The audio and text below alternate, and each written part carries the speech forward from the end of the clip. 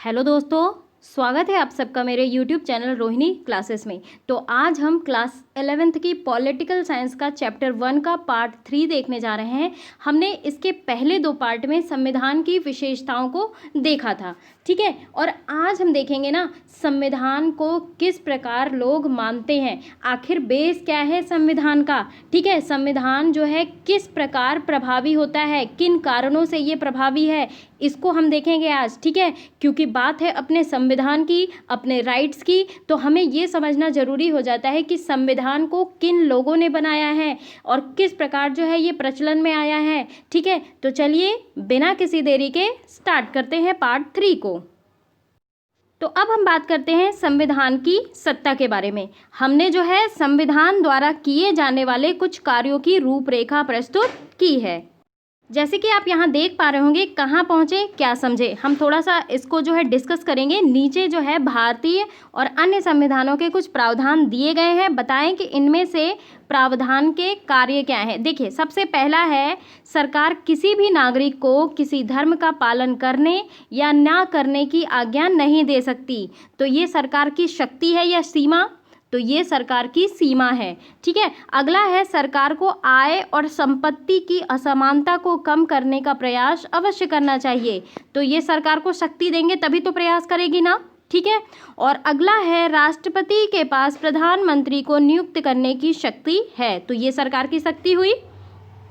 संविधान वह सर्वोच्च कानून है जिसका सभी को पालन करना पड़ता है, चाहे वो सरकार ही क्यों ना हो। तो ये जो है सरकार के ऊपर सीमा है, ठीक है। भारतीय नागरिकता किसी खास नस्ल, जाति या धर्म तक सीमित नहीं है। तो ये भी जो है सरकार की सीमा है। अब आगे हम ये समझने का प्रयास करेंगे, इन सारे कार्यों से स्पष्ट होता है कि आखिर क्यों अधिकतर जो समाज है उसमें एक ही संविधान होता है। चाहे तो ढेरों संविधान हो सकते हैं, लेकिन संविधान तो एक होता है ना। तो संविधान के बारे में हम 3 प्रश्न कर सकते हैं। पहला, संविधान क्या है। दूसरा, संविधान कितना प्रभावी है, कितना इफेक्टिव है। तीसरा, क्या संविधान न्यायपूर्ण है, क्या सबके साथ न्याय करता है संविधान। और इन चीज़ों को हम आगे देखने का बहुत अच्छे तरीके से प्रयास करेंगे। देखिए, क्या है ना, अधिकतर देशों में संविधान जो है एक लिखित दस्तावेज के रूप में है। हमारा संविधान भी जो है वो लिखित दस्तावेज के रूप में कार्य करता है, जिसमें राज्य के बारे में कई प्रावधान होते हैं। राज्य को ये बताते हैं कि इनके पास जो है कौन सी शक्तियाँ उपलब्ध हैं, राज्य जनता के लिए क्या कर सकती है, क्या नहीं कर सकती, सीमाएं, शक्तियों का वर्णन सब कहाँ है, सब संविधान में तो है। और ये प्रावधान बताते हैं कि राज्य का गठन कैसे होगा, वह किन सिद्धांतों का पालन करेगा। और जब हम ना किसी देश के संविधान की बात करते हैं तो सामान्य रूप से हम उसी दस्तावेज का जिक्र कर रहे होते हैं। यानी कि जिस दस्तावेज के अनुसार एक देश चलता है, एक समाज चलता है, एक न्याय व्यवस्था चलती है, एक राजनीतिक दल कार्य करता है, वो किस रूप में कार्य करता है, हमारे संविधान के अनुसार ही तो कार्य करता है। और जो संविधान है उसमें सीमाएं भी उपलब्ध हैं और उसमें शक्तियाँ भी उपलब्ध हैं, लोक कल्याणकार भी उपलब्ध है। सारी चीज़ें हमारे संविधान के अनुसार ही होती हैं, ठीक है। ये बात मैं आपको बताने का प्रयास कर रही हूँ। लेकिन क्या है ना कि जो है कुछ देशों, जैसे कि मान लीजिए इंग्लैंड के पास ऐसा कोई दस्तावेज नहीं है जिसे संविधान कहा जा सके, बल्कि उनके पास दस्तावेजों और निर्णयों की एक लंबी श्रृंखला है। थोड़ा सा बात कर लेती हूँ मैं, यहाँ से थोड़ा सा रोक रही हूँ जो है इस चैप्टर को, और मैं थोड़ा सा बात करूँगी इंग्लैंड के संविधान के बारे में। देखिए, ब्रिटिश संविधान में ना दुनिया का सबसे पुराना संविधान है और साथ ही यह सबसे पुराना जनतांत्रिक प्रणाली भी है, ठीक है। तो ब्रिटिश संविधान ना संविधानों की जननी है। कौन है? संविधानों की जननी है। तो प्रतिनिधि सरकार के सिद्धांतों और इनकी संस्थाओं का विकास ना सर्वप्रथम ब्रिटेन में हुआ। ये बात आप ध्यान रखोगे। तो ब्रिटेन जो है ना, वो ब्रिटेन का संविधान राजतंत्र, जनतंत्र और अभिजात तंत्र, इन तीनों का मिश्रण है। अब अगर बात आती है क्या इंग्लैंड का संविधान लिखित है या अलिखित, तो देखिए मैं आपको बताती हूँ कि इंग्लैंड का जो संविधान है वो अलिखित संविधान है, ठीक है। अमेरिका का संविधान लिखित है और ब्रिटेन का संविधान अलिखित है, यानी कि यूनाइटेड किंगडम में सरकारी अधिकारों का विवरण और प्रयोग को निर्धारित करने के अधिकांश सिद्धांत जो है ना वो लिखे नहीं है। तो ब्रिटिश संविधान का केवल आंशिक भाग ही लिखा गया है, पूरे दस्तावेज नहीं लिखे गए हैं, यानी कि ब्रिटिश संविधान का क्रमिक विकास हुआ है, ठीक है। ये अधिनियमित नहीं है, ये इतिहास की देन है, ठीक है। और ये जो है ना ये क्रमिक विकास का ही तो परिणाम है। अब देखिए ये संयोग और बुद्धिमान की संतान है, ये स्थिर नहीं है बल्कि क्या है, गतिशील संविधान है। डे बाय डे चेंजेस के अनुसार इनका संविधान भी जो है वो चेंजेस लाता रहता है, ठीक है। ये चीज़ मैं आपको बताने का प्रयास कर रही हूँ। अब देखिए ब्रिटिश संविधान के विभिन्न तत्वों और स्रोतों का वर्णन जो है परंपराओं के अनुसार किया गया है, ठीक है। ब्रिटेन में कुछ जानी मानी परंपराएं हैं, जैसे राजा रानी अपने वैधानिक अधिकारों का प्रयोग जो है प्रधानमंत्री के नेतृत्व वाले मंत्रिमंडल की सलाह पर करना चाहिए, ठीक है। और इस प्रकार जो है राजा को प्रधानमंत्री पद से हाउस ऑफ कॉमन्स में बहुमत रखने वाली पार्टी के नेता को नियुक्त करनी चाहिए। ऐसी बहुत सारी तमाम चीज़ें हैं, लेकिन क्या है ना कि ये जो है ना संविधान में लिखी नहीं गई हैं, यानी कि इनका दस्तावेज जो है ना वो लिखा नहीं गया है, अलिखित है, यानी कि अनरिटन है, ठीक है। ये चीज़ मैं आपको बताने का प्रयास कर रही हूँ। लेकिन इसका मतलब ये नहीं है कि जो है इनके संविधान के दस्तावेज जो हैं वो जो आप कह लीजिए कि हमारे यहाँ जैसे अभिलेख के रूप में कार्य करते हैं वहाँ नहीं है, वहाँ है, लेकिन इतना ब्रॉड तरीके से संविधान नहीं लिखा गया है और इसलिए उसे कहा जाता है अनरिटन कॉन्स्टिट्यूशन, ठीक है, ध्यान रखेंगे। अब देखिए अब हम ये कह सकते हैं कि संविधान जो है ऐसा दस्तावेज है, ठीक है, ऐसा दस्तावेज है या फिर कह लीजिए दस्तावेजों का पुंज है जो उन कार्यों को करने का प्रयास करता है जिसका ऊपर उल्लेख किया गया है, जिसको अभी हमने बॉक्स में देखा है। लेकिन क्या है ना कि विश्व में अनेक संविधान केवल कागज पर ही होते हैं, कागज पे तो हो गए, वो केवल जो है थोड़े शब्द होते हैं और कुछ नहीं। तो महत्वपूर्ण जो है अब यहाँ पे एक क्वेश्चन उठता है कि संविधान आखिर कितना प्रभावी है, ठीक है, कितना इफेक्टिव है, उसे कौन सी बातें प्रभावी बनाती हैं, कौन सी बातें ये सुनिश्चित करती हैं कि लोगों के जीवन पर वास्तव में उसका प्रभाव पड़ा है। संविधान का प्रभावी होना अनेक कारणों पर निर्भर है। और अब हम बात करेंगे सबसे पहले कारण की। तो हमारा सबसे पहला कारण है संविधान को प्रचलन में लाने का तरीका, यानी कि इसका मतलब ये है ना कि संविधान जो है पहले से तो था नहीं, ठीक है, शुरू से ही तो था नहीं, आखिर ये अस्तित्व में कैसे आया, किसने संविधान बनाया, इसके पास जो है कितनी शक्ति थी जिसने संविधान बनाया। जाहिर सी बात है आप ये समझ लो कि हम जो है कुछ भी चीज़ अगर बनी होती है तो उसके के पीछे की चीज़ें जानने का प्रयास करते हैं कि इसको बनाया किसने है, उसको कितनी शक्ति प्राप्त है, उसकी छवि कैसी है, ठीक है। तो अनेक देशों में ना संविधान इसलिए निष्प्रभावी अनइफेक्टिव होता है क्योंकि वो सैनिक शासकों या फिर ऐसे ही अलोकप्रिय नेता द्वारा बनाए जाते हैं, तो वहाँ का संविधान इफेक्टिव नहीं होता है। जिनके पास लोगों के साथ लेकर चलने की क्षमता नहीं होती है, वो लोगों के लिए जो है कोई लोगों के लोक निर्माण कार्य के लिए कोई कानून नहीं बनाते हैं, तो वहाँ का संविधान क्या होगा, एज यूजुअल अलोकप्रिय रहेगा। तो विश्व में ना सर्वाधिक सफल संविधान जो है आपको मैं बता दूं हमारा भारत भी उसमें आता है। भारत, दक्षिण अफ्रीका और अमेरिका के हैं। अब ये ऐसे संविधानों के उदाहरण है ना जिन्हें एक सफल राष्ट्रीय आंदोलन के बाद बनाया गया। अब आपको मैं ये बताने का प्रयास करती हूँ, जैसे कि आप सभी को पता है कि हमारे देश में कई सौ सालों से जो है अंग्रेजों का शासन चला है और कई सारे मूवमेंट के थ्रू यानी कि आंदोलन के माध्यम से हमें आज़ादी मिली है। कई लाखों करोड़ों लोगों की जानें गई हैं इस आंदोलन के माध्यम से। तो मैं आपको बता दूं कि जिन लोगों ने राष्ट्रीय आंदोलन चलाया, चाहे मैं महात्मा गांधी की बात कर लूँ, जवाहरलाल नेहरू की बात कर लूँ, भीमराव अंबेडकर की बात कर लूँ, सर्वपल्ली राधाकृष्णन की बात कर लूँ, ये सारे जो है फ्रीडम फाइटर्स, इन्होंने हमारे राष्ट्र को स्वतंत्रता दिलाने में बहुत ज़्यादा कड़ा मेहनत किया है। मैं आपको ये बता दूं तो हमारे संविधान जो है ना इन्हीं लोगों के माध्यम से लिखा गया है। और अब देखिए इसीलिए इसे जो है सफल संविधान कहा जाता है, क्योंकि इसकी छवि ही ऐसी है ना कि इसे उन लोगों ने बनाया है जिन्होंने हमारे देश को आज़ादी दिलाई है। ठीक है, तो भारतीय संविधान को औपचारिक रूप से एक संविधान सभा ने, आपको मैं ये बता दूं, दिसंबर 1946 और नवंबर 1949 के मध्य बनाया। जैसे कि मैंने आपको बताया है कि हमारे संविधान को बनने में 2 वर्ष 11 माह 18 दिन का समय लगा है, ऐसे ही नहीं बन गया है। ठीक है, तो ऐसा करने में उसने राष्ट्रीय आंदोलन के लंबे इतिहास से काफ़ी प्रेरणा ली है। ठीक है, ये चीज़ ध्यान रखेंगे। तो राष्ट्रीय आंदोलन में ना समाज के सभी वर्गों को एक साथ लेकर चलने की विलक्षण क्षमता थी, ये चीज़ ध्यान रखेंगे। ठीक है, तो संविधान को ना भारी वैधता मिली। क्यों?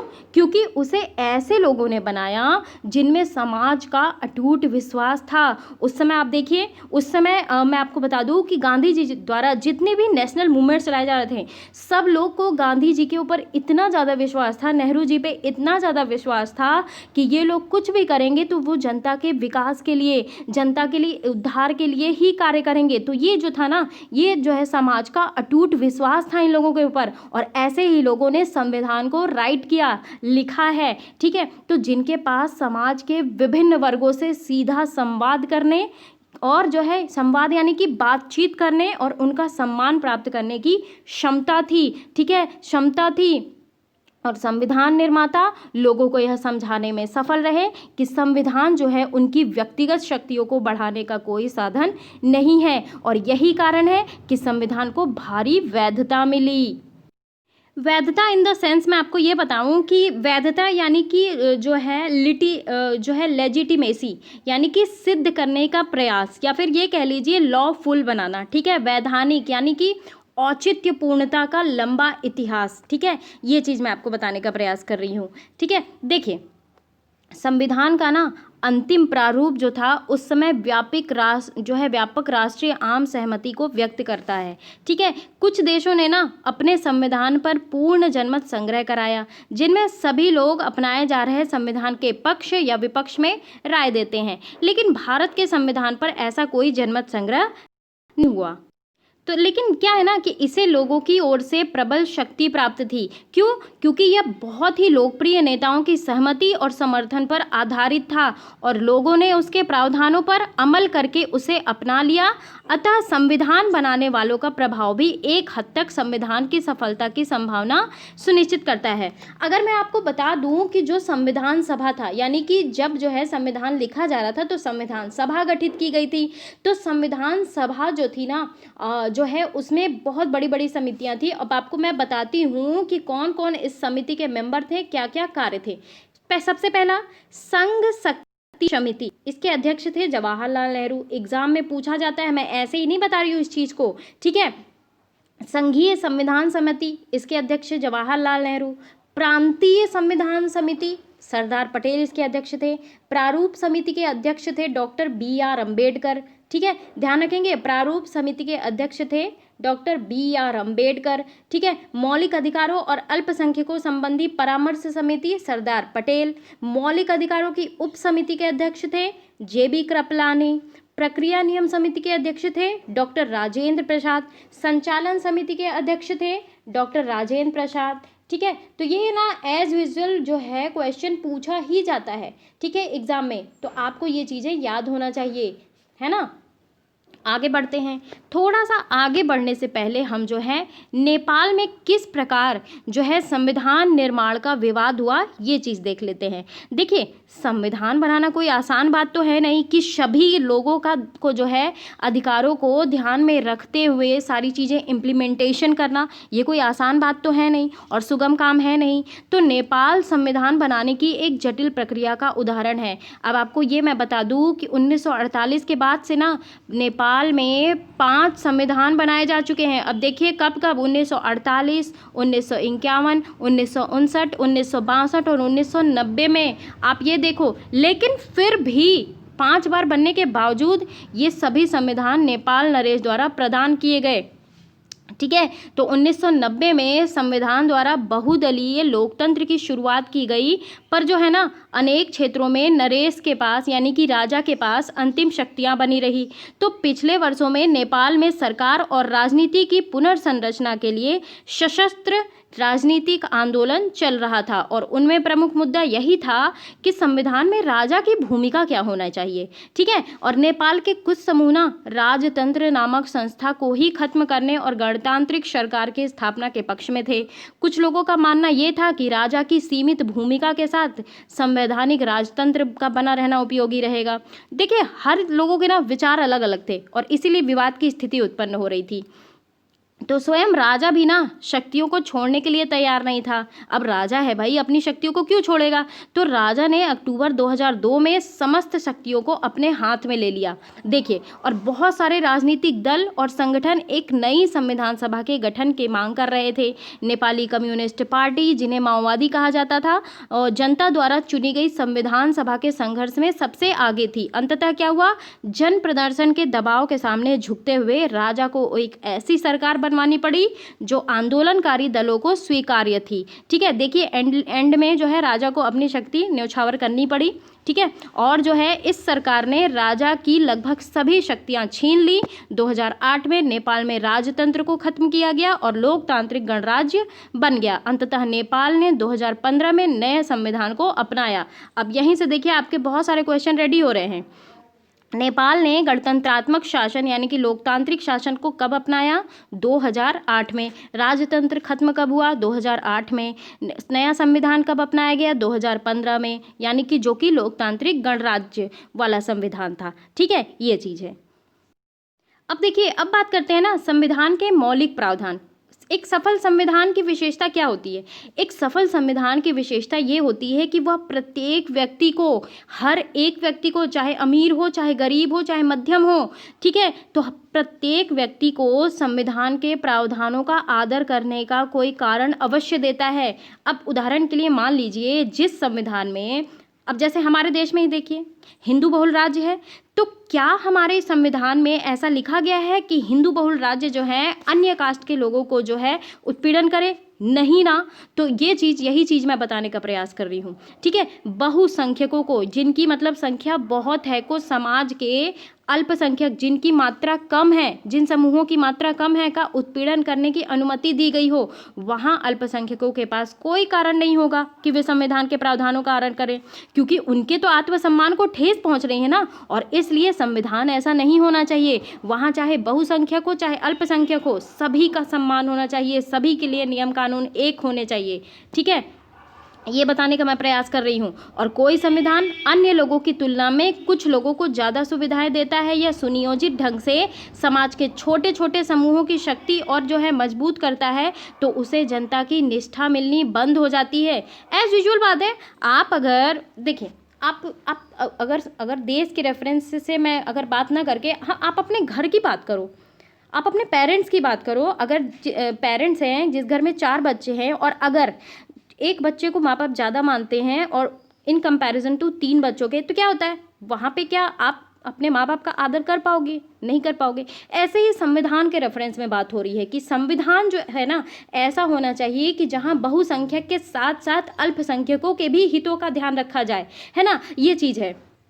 अब देखिए, यदि कोई समूह ये महसूस कर रहा हो कि उसकी पहचान को दबाया जा रहा है, ठीक है, तो उसके पास तो संविधान का मानने का कोई कारण नहीं होगा ना। उसे, उसके हित समूह को, उसके हितों को दबाया जा रहा है, तो वो क्यों मानेगा संविधान? उसके पास कोई रीज़न नहीं है, वैलिड रीज़न नहीं है।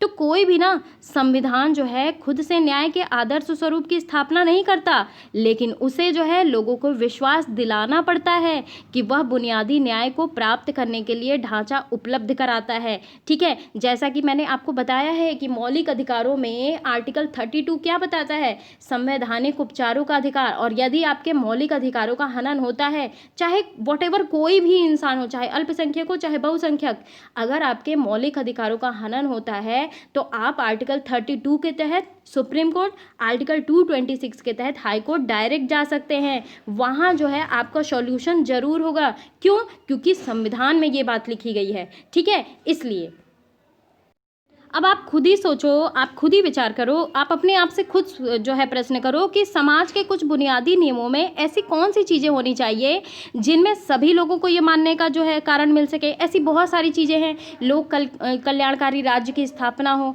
ठीक है, सभी को आजीविका के साधन मिले, स्वतंत्रता का अधिकार उपलब्ध हो, समानता का अधिकार उपलब्ध हो, धर्म की स्वतंत्रता हो, ठीक है, फिर तो हम मानेंगे ना। तो कोई जो संविधान है ना, अपने सभी नागरिकों की स्वतंत्रता और समानता की जितनी अधिक सुरक्षा करता है ना, उसकी जो है सफलता की संभावना उतनी ही बढ़ जाती है। और हमारे देश में तो मौलिक अधिकार है स्वतंत्रता और समानता का अधिकार। आप सभी को पता है कि जो है आर्टिकल 14 से 18 तक समानता का अधिकार है, 19 से 23 तक जो है स्वतंत्रता का अधिकार है, ठीक है। जहाँ जिस संविधान में, चाहे जिस देश का संविधान हो, अगर वहाँ के नागरिकों के लिए स्वतंत्रता और समानता की अधिक सुरक्षा उपलब्ध है तो वहाँ पे संविधान जरूर सफल होगा।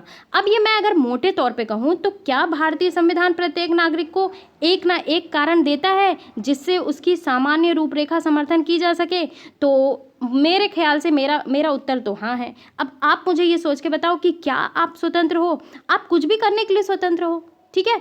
आपकी स्वतंत्रता वहीं तक है जहाँ पे आप दूसरों की स्वतंत्रता जो है जो दूसरों की स्वतंत्रता में परेशानी नहीं हो, ठीक है। तो ये चीज़ मैं आपको बताने का प्रयास कर रही हूँ। अब देखिए वीडियो बहुत लंबा होता जा रहा है, तो अगले पार्ट में हम बात करेंगे संस्थाओं का संतुलित रूपरेखा, ठीक है। आपको इंटरेस्टिंग लग रहा है चैप्टर? हाँ, इंटरेस्टिंग तो लगना चाहिए क्योंकि हमारी राजनीति का सवाल है, हमारे संविधान को किसने लिखा, हमें न्याय व्यवस्था किस प्रकार मिलती है, हमारे मौलिक अधिकार क्या है, हमारे राज्य के नीति निर्देशक तत्व क्या है। आप अपने अधिकार को जानोगे तभी तो अपने अधिकारों का प्रयोग करोगे ना। तो आप जो है इस बुक के माध्यम से कई चीज़ें आपको ऐसी जानने को मिलेंगी जो आपको आज तक कभी नहीं पता थी, ठीक है। तो कैसा लगा मेरा ये वीडियो ज़रूर आप मुझे कमेंट बॉक्स में बताएं।